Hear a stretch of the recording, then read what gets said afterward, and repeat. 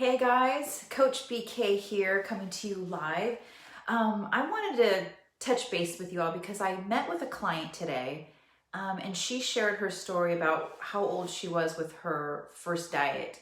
And I've read the statistics. I know that there's numbers out there that are just mind-boggling with respect to how young kids are or people are when they first diet.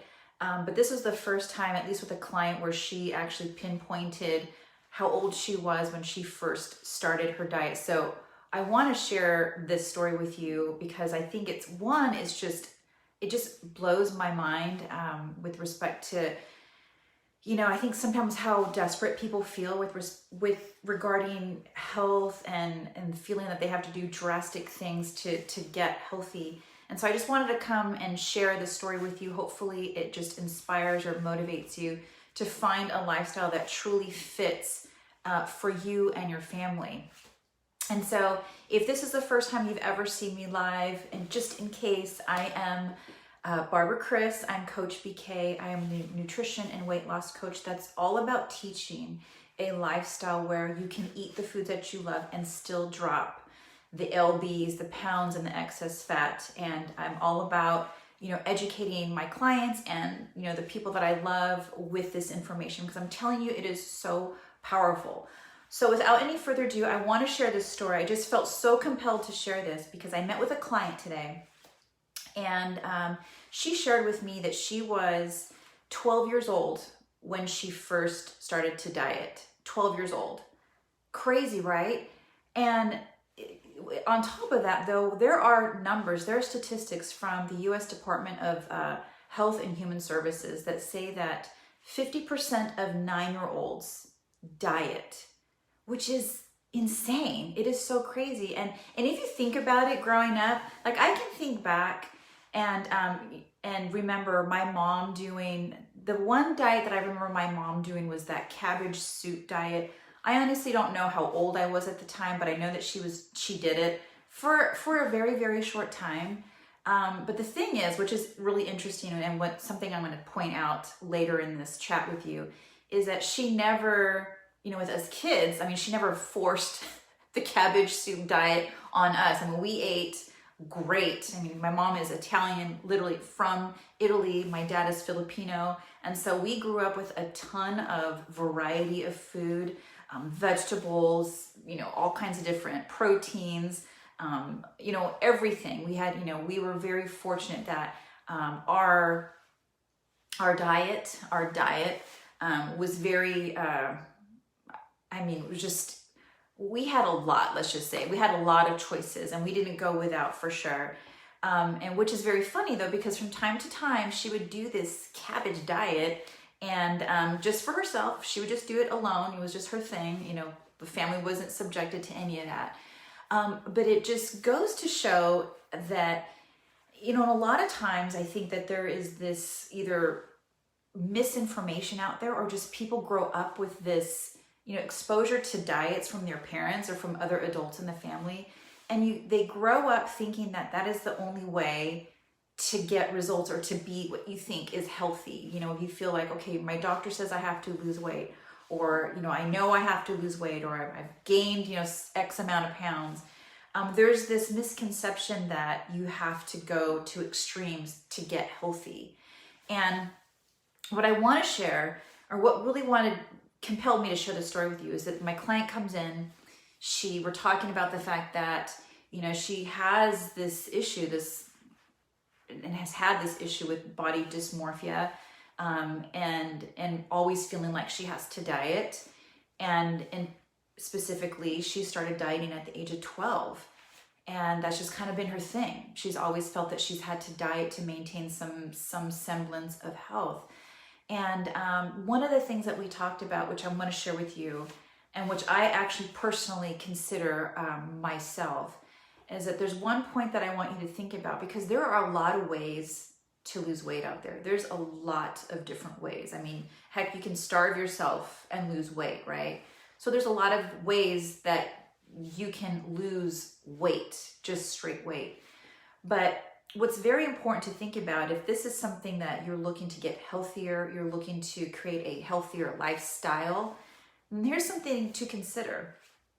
If whatever it is that you're doing or you're considering to do, if it's something that you'd be okay with your kids doing, if it's something that you'd be okay with your parents doing, a friend or whatever, if it's okay for you to do when you travel, if it meets you where you are, meaning whether you're at work or you're with friends or you're out and about, you're on vacation, does it work for you in all those different aspects of life? Because that is life. That is a lifestyle, right? It's not about, well, I'm going to do this for 2 weeks before I go onto my trip because I can't do it there because of whatever reason.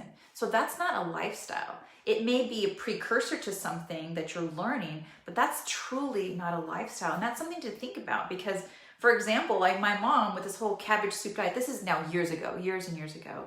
I mean, that's something that she wasn't giving us kids. She wasn't just giving us cabbage soup, for every meal of the day. That's not a lifestyle, that's a diet. And so it really is a process of educating, my clients and really just us, because we have to go through and sort of vet this information that's out there because there's so much, and I think also misinformation out there. But we really have to go through and feel like and identify what works for us. Whatever it is that's out there that you're looking to do to get yourself healthier, it's got to be something that makes sense for you and your family and the people that you love. Because literally think about that. If you're not willing to do this with, let's say, your kids, if you have kids or nieces and nephews, let's say, then why would it be good for you to do that, right? I mean, for example, am I going to tell my child that, no, you can never have birthday cake anymore? No, absolutely.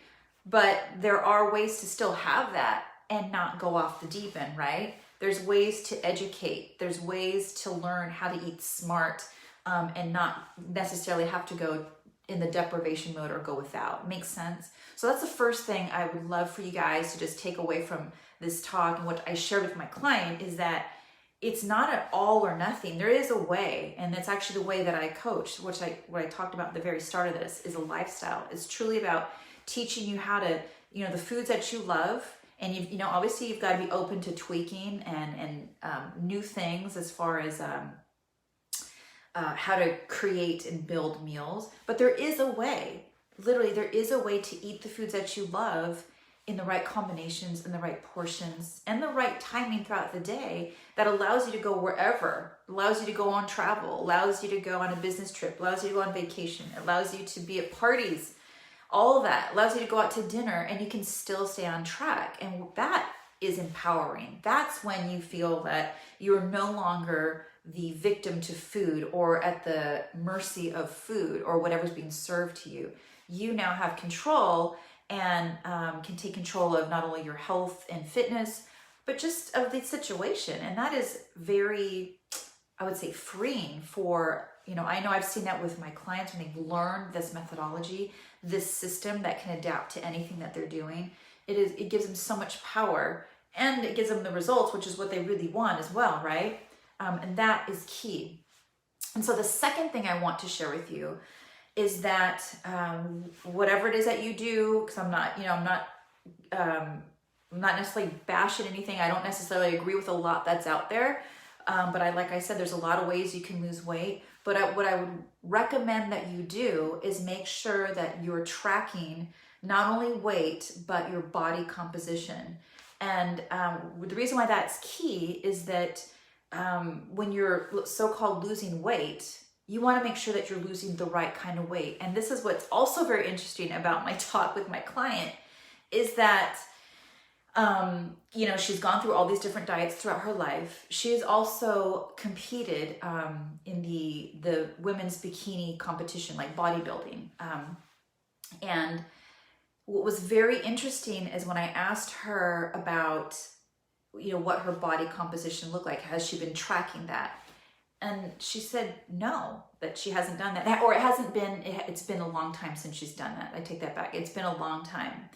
And what I want to really press upon you is the fact that it is so important that you track your body composition, not just weight, and certainly not BMI. That is, first of all, it's an outdated number. It's used to somehow indicate your level of overall health and wellness, and it's not accurate at all.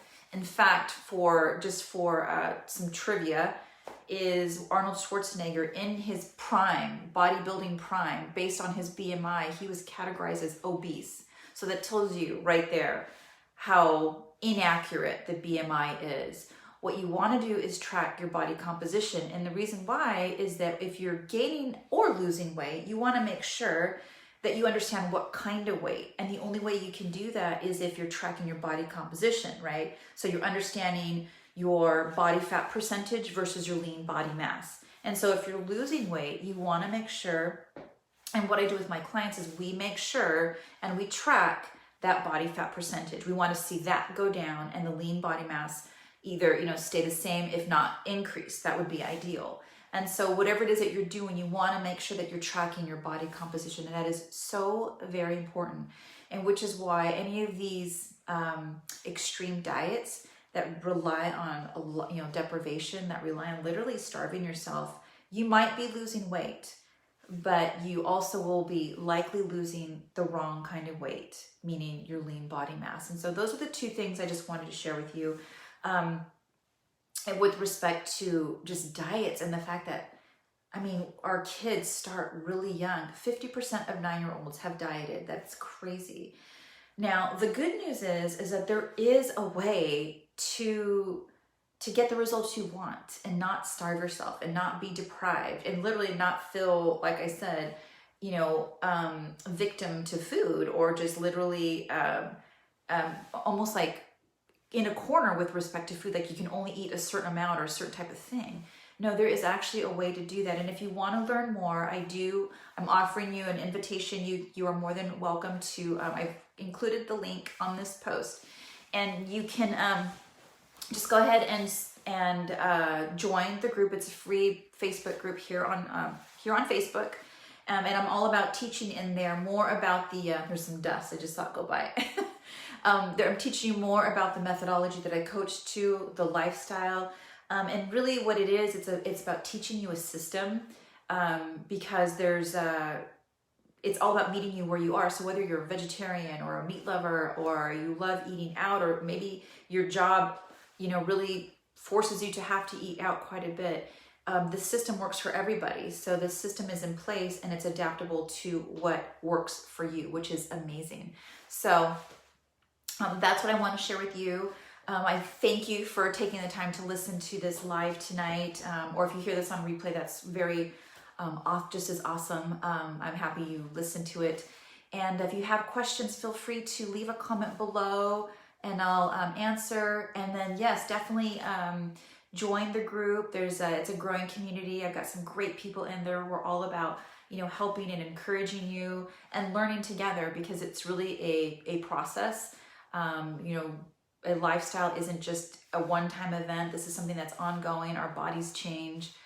We have to adapt, and we have to really just be smart about what we're doing with our bodies and making sure we're tracking it the right way. All right. So with that, guys, I am going to sign off. And again, thank you for tuning in. And I hope to see you in my group, BK Fat Loss. All right, guys. Good night. See ya. Mwah. Bye.